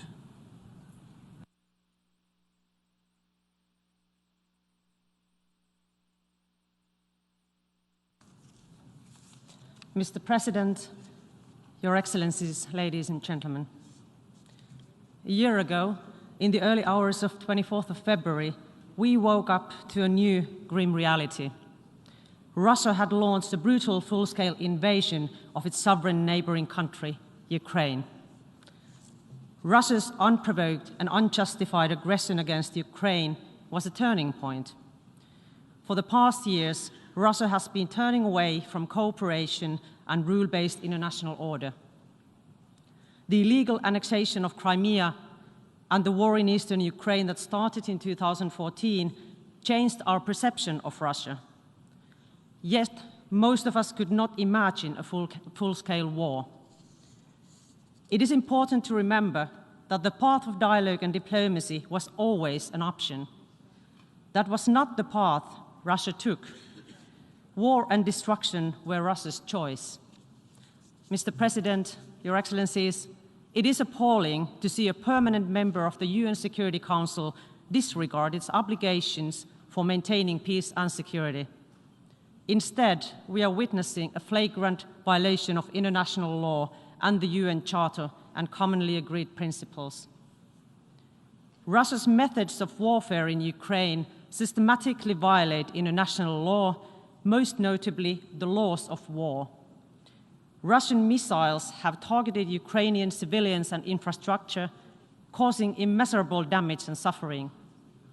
The attacks have destroyed hospitals, maternity wards, schools, kindergartens, and places of worship. Testimonies from Ukraine and the areas liberated from the Russian occupation tell the gruesome tale of torture, extrajudicial executions, and sexual violence. Our message is loud and clear. We must hold Russia accountable for its violations of international law, including repatriations for damage. We must ensure that there is no impunity for atrocity crimes committed in Ukraine. It is not only morally imperative, but it's our right and our duty to do so. Mr. President, Russia's war of aggression against Ukraine has serious consequences and causes human suffering, not only in Ukraine, but also globally. Finland continues to provide political, defense, humanitarian, and financial assistance to Ukraine and its people. Global ramifications of the war include food and energy crisis, and Finland continues to support global community to alleviate negative consequences of Russia's actions. We also support the implementation of the Black Sea Grain Agreement. Mr. President, today the General Assembly is going to decide on a resolution on principles of comprehensive, lasting and just peace in Ukraine. The resolution is about Ukraine, but it's also about all of us. Wouldn't your country expect support from the United Nations, from all of us, if your country would be invaded and part of it annexed by a neighbor? Wouldn't you be disappointed if you did not get support from others? I also want to underline that according to the UN Charter, if a member state of the UN is attacked, it has an inherent right of self-defense, both individually and supported by other member states. Wouldn't your country seek support in such distress? Mr. President, Your Excellencies, Finland's support for Ukraine and its people remains firm. We also support President Zelensky's peace initiative and its implementation. To achieve comprehensive, lasting and just peace, Russia must immediately end its brutal and illegal invasion to Ukraine. We call on Russia to respect the independence and territorial integrity of Ukraine, to stop missile strikes on Ukrainian cities, and withdraw its forces from the territory of Ukraine. It is our duty as the General Assembly to vote for the resolution before us and against the amendments proposed by Belarus. We need to show our strong support for Ukraine, its sovereignty and territorial integrity. Support for peace and the very principles of the UN Charter must be achieved in this room today. When UN Charter rule-based international order comes under attack, we must defend it together. Thank you very much. I thank the State Secretary to the Minister of Foreign Affairs of Finland. Now I give the floor to the distinguished representative of Colombia.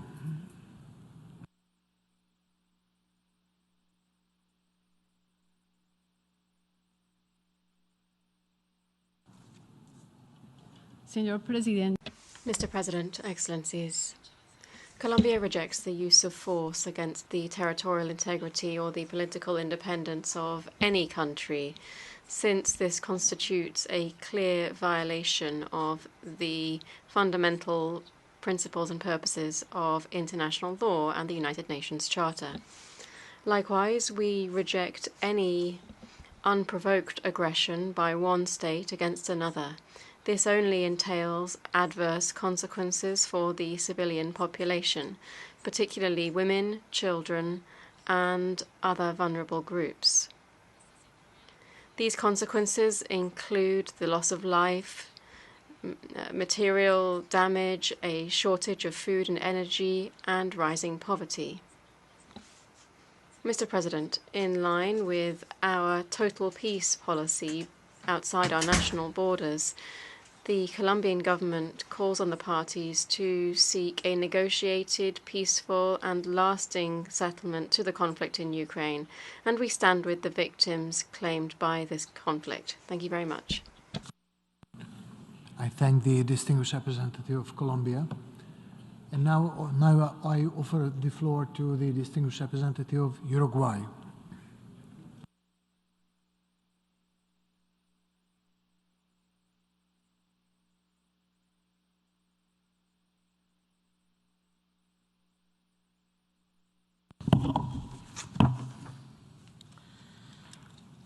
Mr. President, the 24th of February marks 1 year since the unjustified invasion of Ukrainian territory by military forces of the Russian Federation. This led to a persistent conflict with extremely adverse consequences not only for the countries involved, but also for the region and the entire international community.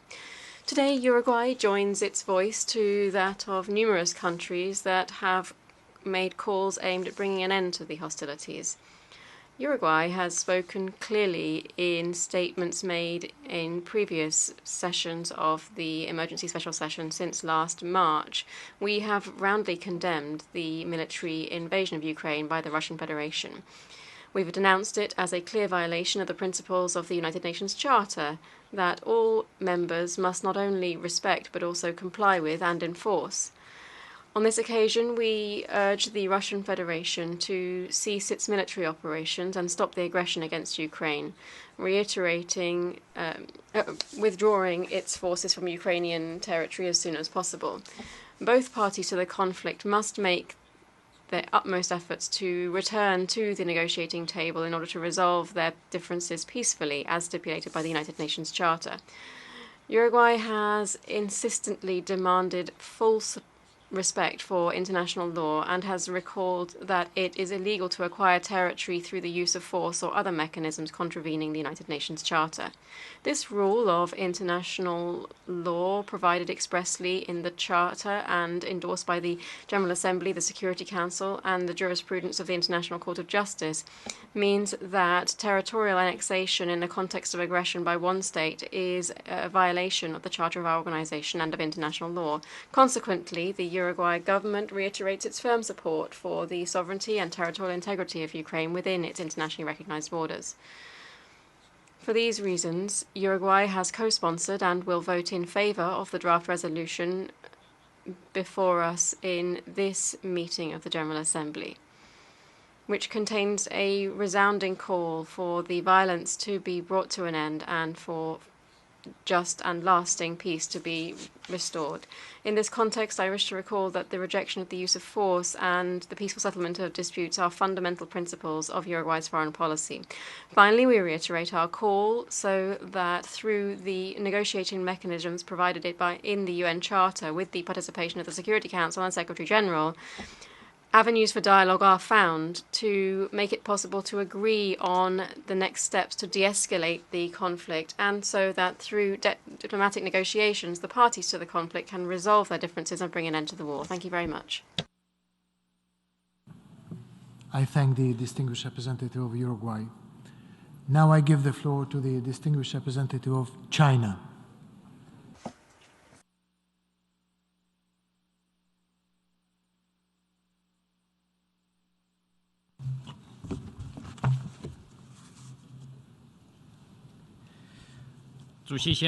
Mr. President, 1 year into the Ukraine crisis, the conflict is still grinding on and growing in scale, wreaking havoc to countless lives. Its spillover effect is intensifying. We are deeply worried about this. China's position on the Ukraine issue is consistent and clear. The sovereignty and territorial integrity of all countries should be respected. The purposes and principles of the UN Charter should be observed. The legitimate security concerns of all countries should be taken seriously. All efforts conducive to peaceful resolution of the crisis should be supported. Under the current situation, I wish to share the following 4 points. First, the top priority is to facilitate ceasefire and cessation of hostilities without delay. Conflicts and wars have no winners. The longer the brutality, the greater the human suffering. We once again call on the parties to the conflict to remain rational, restrain their impulses, and prevent the crisis from getting worse or even out of control. The parties to the conflict should strictly abide by international humanitarian law, avoid attacking civilians and civilian infrastructure, protect women, children, and other victims of the conflict, respect the basic rights of prisoners of war. All parties should strictly abide by nuclear safety conventions and guard against man-made nuclear accidents. Nuclear weapons cannot be used. Nuclear war cannot be fought. All parties should join together against the use or threat of use of nuclear weapons, prevent nuclear proliferation, and avoid a nuclear crisis. Second, dialogue and negotiation is the only viable way to resolve the Ukraine crisis. At the beginning of the crisis, Russia and Ukraine held several rounds of talks and made important progress. Regrettably, peace talks have since stalled. The reason behind this warrants deep reflection. The lessons of history tell us that crises, however deep, can ultimately be resolved peacefully. No matter how difficult it is, the door to a political solution cannot be closed. We support Russia and Ukraine moving towards each other, resuming direct dialogue as soon as possible, bringing their legitimate concerns into the negotiation, setting out feasible options, putting an early end to the crisis, and giving peace a chance. Third, the international community should make joint efforts to facilitate peace talks.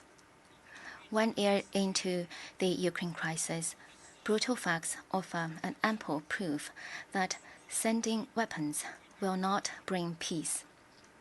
Adding fuel to the fire will only exacerbate tensions. Prolonging and expanding the conflict will only make ordinary people pay an even heftier price. We reiterate our appeal that diplomacy and negotiation cannot be abandoned. Efforts towards ceasefire and talks must go on. The international community should create conditions for this to happen rather than fan the flames and seek self-interest. We urge the countries concerned to stop abusing unilateral sanctions and long-arm jurisdiction. Instead, they should act in a way conducive to de-escalation. The international community should strengthen coordination and cooperation in energy, finance, grain, trade, and transportation, and work together to mitigate the spillover effect of the crisis. We support the UN General Assembly playing an active role in bridging differences, building consensus, and forging synergy among member states. Fourth, pursue common security and achieve lasting peace. Security is not the prerogative of just a few countries. One country's security should not be achieved at the expense of other countries' security. Bolstering or even enlarging military blocs will only undermine regional security and drive peace further away. The final settlement of the Ukraine crisis hinges on abandoning the Cold War mentality, giving due regard to and respecting the reasonable security concerns of all countries, thereby properly addressing their legitimate security aspirations and advancing the building of a balanced, effective, and sustainable European security architecture. Mr. President, as a responsible country, China always stands on the side of peace and dialogue, and always advocates peace and promotes talks. China will soon issue a position paper on the political settlement of the Ukraine crisis. We stand ready to continue playing a constructive role in resolving the Ukraine crisis and bringing about peace at an early date. Thank you, President. I thank the distinguished representative of China. Now I give the floor to the distinguished representative of the Islamic Republic of Iran.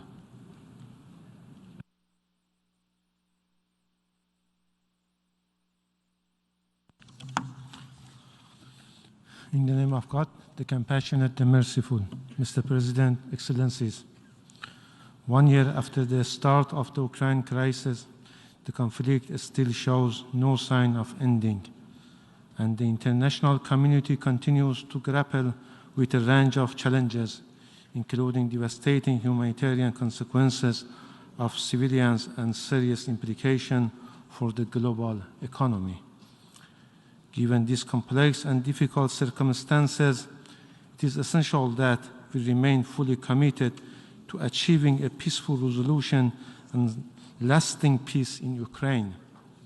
This must be done in accordance with the principles outlined in the Charter of the United Nations. Mr. President, the Islamic Republic of Iran's position on the ongoing conflict in Ukraine has not changed. We are steadfast in our commitment to upholding the principles and purposes enshrined in the Charter of the United Nations, including the principles of sovereign equality and territorial integrity of states. We urge all parties to fully comply with their obligation on the international humanitarian law, including taking constant precautions to protect civilians and critical infrastructure and facilitating safe and unfettered access to humanitarian aid for those in need. Mr. President, we acknowledge that this conflict is detrimental to both parties, as neither can gain any long-term advantage. To achieve a sustained solution, it is crucial for all involved parties to abandon their military ambitions and prioritize finding a peaceful diplomatic resolution. By prioritizing dialogue and diplomacy and addressing the underlying cause of the conflict, we can take crucial steps toward achieving a solution that not only mitigates the devastating humanitarian impact, but also restore regional stability and security. Against this backdrop of the increasing need to end the conflict, my delegation supports the idea of leveraging the Secretary-General's capacity as mandated by the UN Charter to establish a cross-regional group of independent, competent, impartial countries. The Islamic Republic of Iran is ready to contribute to this process, which could be critical in facilitating constructive dialogue and assisting in identification of solutions to the current impasse in the Ukraine conflict. As a first step, we call for an immediate and comprehensive ceasefire coupled with the provision of humanitarian aids to those in need, which should take precedence over all else. Mr. President, on the anniversary of this tragic conflict, we had hoped that the draft resolution before us would present a practical and achievable means to bring the end to the conflict, consisting with the UN mission. Unfortunately, the proposed text falls short of the comprehensively and impartially addressing all aspects of the issue and fails to acknowledge the condition and provocation actions that have contributed to the crisis. Moreover, the policies and the action declared by certain sponsors of this resolution raise doubts about their political will to resolve the dispute peacefully. These policies and actions on the ground have only aggravated the situation rather than promoting a peaceful and lasting solution. Instead of bringing the member of a state together, the resolution may further polarize them, potentially worsening the conflict in Ukraine. We believe that any resolution to this issue must be based on a thorough and unbiased assessment of the situation and underlying cause of the conflict and must consider all relevant factors and perspectives. It is also critical that all parties involved demonstrate a genuine commitment to reaching a peaceful resolution and take concrete steps in that direction. In the light of these concerns, our delegation has decided to abstain from voting on this resolution. Nonetheless, we remain committed to working toward a peaceful and sustainable resolution of the conflict, and we stand ready to engage in constructive dialogue and cooperation with all parties to achieve this important goal. Mr. President, I would like to address the reference made to my country by the representative of the Israeli regime during the general debate yesterday. Indeed, Iran-phobic campaign and widespread systematic dissemination of disinformation and baseless allegations against Iran have always been one of the main elements of the statement by the Israeli regime in this august body. The Israeli regime cannot conceal its brutalities in Palestine or distract attention away from its long-standing malign activities and demoniac policies in other countries. The Israeli regime is notorious for its atrocities and apartheid policies against the people of Palestine and region by targeting and killing innocent people, including women and children in occupied Palestine. The Israeli regime continues to commit flagrant and systematic violation of human rights and all norms of international humanitarian law, especially the core crimes of genocide, crime against humanity, war crime, and crime of aggression. In this regard, we strongly condemn the Israeli regime's recent terrorist attack early on Sunday, 19 February, against a civilian residential building in the densely populated district of the central Damascus, which continued a flagrant violation of international humanitarian law and endangering regional and international peace and security. The international community must strongly condemn such attacks and compel the Israeli regime to end all acts of aggression against Syria's sovereignty and territorial integrity immediately. Possessing all types of the weapons of mass destruction, as well as the most sophisticated conventional weapons, the Israeli regime continues to endanger peace and security in the region and beyond, and at the same time reasonably defies constant strong international call to join internationally legally binding instruments banning weapons of mass destruction. Nevertheless, it attempts to portray Iran's conventional weapons capabilities or its exclusively peaceful nuclear program as a challenge to the regional stability. Mr. President, while we reiterate our commitment to ongoing bilateral cooperation with Ukraine and Russian Federation, my government categorically rejects unsubstantiated claims that Iran has transferred unmanned aerial vehicles for use in Ukraine conflict. Such claims are nothing more than a propaganda campaign used by certain states to advance their political agenda. Iran is willing to engage in constructive bilateral technical an expert exchange with Ukrainian experts in order to clarify the unsubstantiated allegation leveled against it. I thank you, Mr. President. I thank the distinguished representative of the Islamic Republic of Iran. Now I give the floor to the distinguished representative of Romania.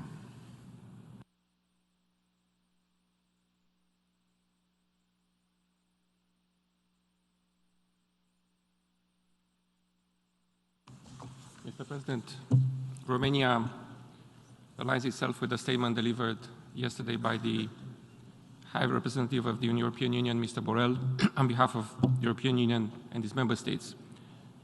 I would like to add some points in my national capacity. What we wish for, on the cusp of the one-year mark since the start of Russia's fully-fledged war of aggression against Ukraine, is very simple. Peace for the people of Ukraine, victory of principles and values, and one less bloody conflict for the world. But what we are still witnessing is very different. We continue to see an alarming level of hostilities with no sign of abatement, with unimaginable sufferings for the civilian population and dire and long-lasting consequences.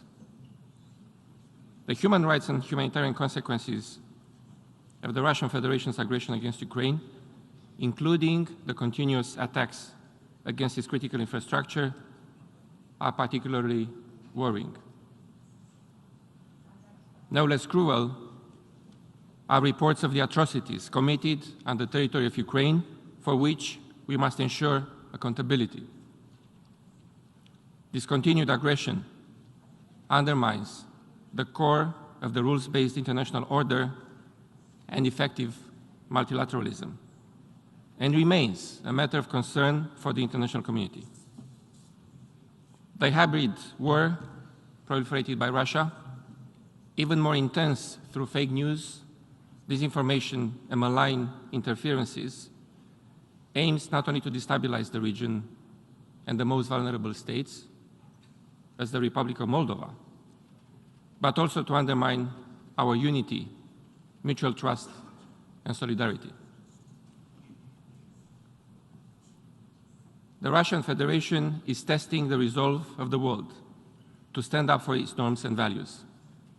By attacking the basic principles enshrined in the UN Charter, the Russian Federation, as a permanent member of the Security Council, is also attacking the very foundation of the international peace and security. The stakes of this conflict are clear to all of us, and the world has to send a clear message.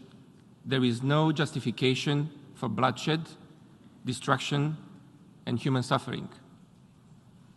We need the full force, determination, and legitimacy of the General Assembly to reaffirm that international law matters, that the Charter matters, and that we stand by the rules put in place for the protection of every single member state of this organization.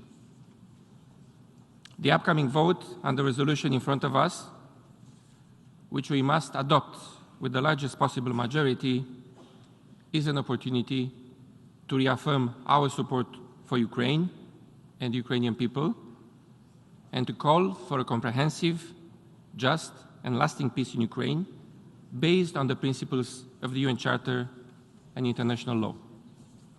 Mr. President, Romania has been at the forefront of countering all multidimensional effects of this war since day one. Romania is also fully engaged in international efforts to end Russia's impunity. We are also a strong supporter of the efforts to seek accountability for all crimes committed in Ukraine. The perpetrators must pay, and our collective efforts must be efficient in this regard, as Ukraine seeks the justice it deserves. We support the establishment of a special tribunal for the crime of aggression in relation with the situation in Ukraine. Romania has stood by Ukraine, our direct neighbor, during this whole year of the Russian aggression. a multidimensional effort has been ongoing for the past year to accelerate the transfer of around 13 million tons Ukrainian grain, I repeat, 13 million, 1-3, through Romanian territory. These have reached countries in the global south that have been greatly impacted by the increase in global food prices and that have been already facing food insecurity. The Romanian port of Constanța at the Black Sea has become the main gateway for Ukrainian grain shipments, a real food hub at the European level, a direct effort to contribute to ensuring global food security.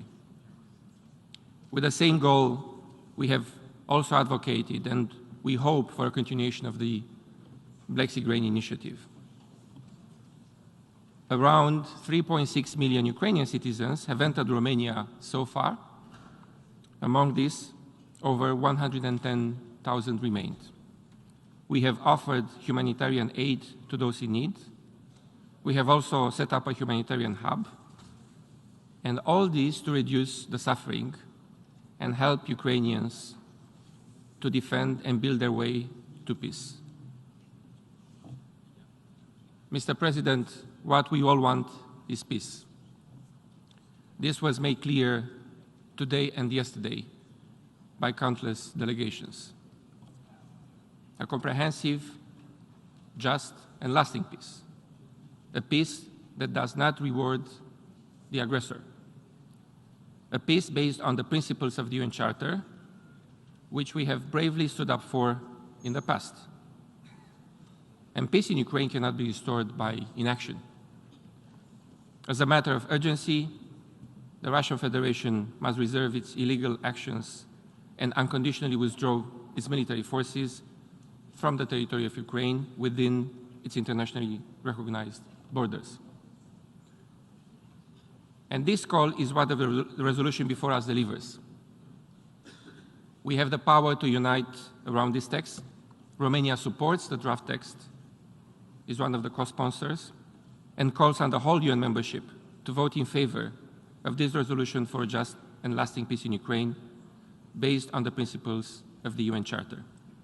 Thank you, Mr. President.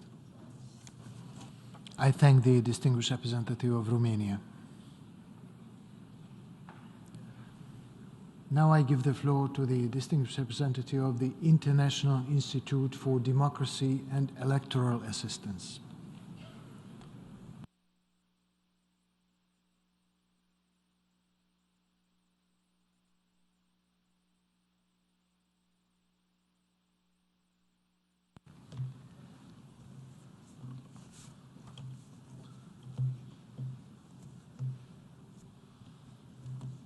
Mr. President, Excellencies, it has been 1 year since the Russian Federation launched its illegal war against Ukraine. 1 year of aggression, of war crimes, of crimes against humanity. 1 year of brutality against the basic principles of the UN Charter, against the promise of democratic rights and freedoms, against the international rules-based order and respect for the sovereign equality of all member states. 1 year of death, displacement, and devastation occurring each day in territories invaded by Russia and reviewed in areas recovered by Ukraine. International IDEA reiterates its condemnation of Russia's illegitimate and immoral war against Ukraine and urges the immediate and unequivocal withdrawal of all Russian military forces from Ukrainian territory. Until this occurs, we welcome the adoption, enforcement, and continued escalation of sanctions by the international community against the Russian Federation. Ultimately, the responsibility of the Russian Federation must be addressed in accordance with General Assembly Resolution 60/147 and Universal Declaration of Human Rights. This accountability is a matter of international law, and rule of law must and shall prevail. we encourage the UN Secretary-General to continue working to advance ceasefire talks and to support increased humanitarian access to the war-affected areas and protection of civilians. The resolution being debated today calls for a comprehensive, just, and lasting peace in Ukraine. Such an objective is inextricably connected to the democratic ambitions of the Ukrainian people. As International IDEA has noted previously, this conflict is about democracy as much as it is about sovereignty. Over many years, and despite many obstacles, Ukrainians have repeatedly affirmed their commitment to democratic values. The result has been steady improvement across a variety of democratic indicators, including respect for media freedoms, the fight against corruption, and the conduct of free and fair elections as measured by International IDEA's indices and reports. Today, this hard-won progress hangs in the balance. But let us be clear, Ukrainians have chosen democracy. There's a comprehensive, just, and lasting peace in Ukraine must be a democratic peace determined by and for Ukrainians. Support from the international community should reflect this democratic imperative. Among the needs of a post-war Ukraine, democracy support and the defense of human rights will be crucial. Excellencies, the outcome of this institutional process will reverberate far beyond Ukraine. It is a test of the defense and rebuilding of inclusive and sustainable democracy as a guarantor of rights for both people and nations. In this effort, we should not lose sight of the need to enable a path for democracy to return to Russia as well, as part of securing a lasting and regional and global peace. We must say clearly, a democratic Russia would have not unleashed this tragedy. Advancing democracy is the single best way to build and guarantee global peace. Ukrainians are putting their lives on the line every day to defend the values that we claim to hold, the values of the UN Charter, of sovereignty, human rights, and multilateralism, helping them to preserve a future for Ukrainian democracy will be our greatest tribute to them. I thank you. I thank the distinguished representative of the International Institute for Democracy and Electoral Assistance. Now I give the floor to Her Excellency Annalena Baerbock, Minister for Foreign Affairs of Germany.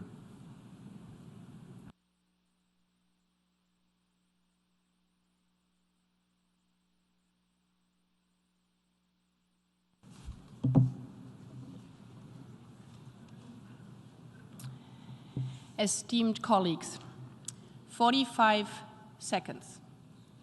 45 seconds to get your grandmother to safety. 45 seconds to make it to the basement. 45 seconds. That's how long it takes for missiles from Russia to hit the city of Kharkiv after you hear the sirens. I met teenagers in Kharkiv in eastern Ukraine for whom counting to 45 has become part of their daily life. Teenagers, grandmothers, fathers who want nothing more than for this war to end, to have peace. Russia's war of aggression has not only brought terrible suffering to the people of Ukraine. This war has opened gaping wounds across the world. Families on all continents who cannot make ends meet because of rising food and energy prices. I think all of them, and most of us here agree on one simple thing. We want the suffering to stop in Ukraine and worldwide. We want this war to end. We want peace. And the good thing is, we do have a peace plan right here in front of us. It's called the Charter of the United Nations. Its principles, which apply to every state, are very simple: sovereign equality, territorial integrity, and the non-use of force. That's why the road to peace is also very clear. Russia must withdraw its troops from Ukraine. Russia must stop the bombing. Russia must return to the UN Charter. Each and every one of us here today has an opportunity to contribute to this peace plan by telling the aggressor to stop, by making clear that it's not peace if an aggressor tells its victim to simply give up, that it's not peace if an aggressor is rewarded for its ruthless violence. This would run counter to the very essence of our United Nations Charter. It would not mean peace, but more violence. That's why we are supporting Ukraine in its right to defend itself as enshrined in Article 51 of the UN Charter. I've heard also today some of you who said that by arming Ukraine, we are adding fuel to the fire. Let me ask you honestly, why on earth would we do that? We did not want this war. We did not choose this war. We too would much rather focus every bit of our energy and also of our money on fixing our schools, on fighting climate crisis, on strengthening social justice. But the truth is, if Russia stops fighting, this war ends. If Ukraine stops fighting, Ukraine ends. And the human suffering would continue every single day. Abduction, rape, torture. Children counting to 45 every single day to save their lives. The war's global trade of devastation would continue. Inflation, energy shortages, hunger. That's why today's vote is also about all of our futures. Today, each and every one of us here has to choose: to stand isolated with the oppressor, or to unite for peace, to stay silent, or to protect our UN Charter, so that the Charter can protect us. Thank you. I thank the distinguished Minister for Foreign Affairs of Germany. We have heard the last speaker in the debate on this item. We shall proceed to consider draft resolution A/ES11/L7 and draft amendments A/ES11/L8 and A/ES11/L9, starting with the explanation of vote before the vote at 3 o'clock sharp. This meeting is adjourned.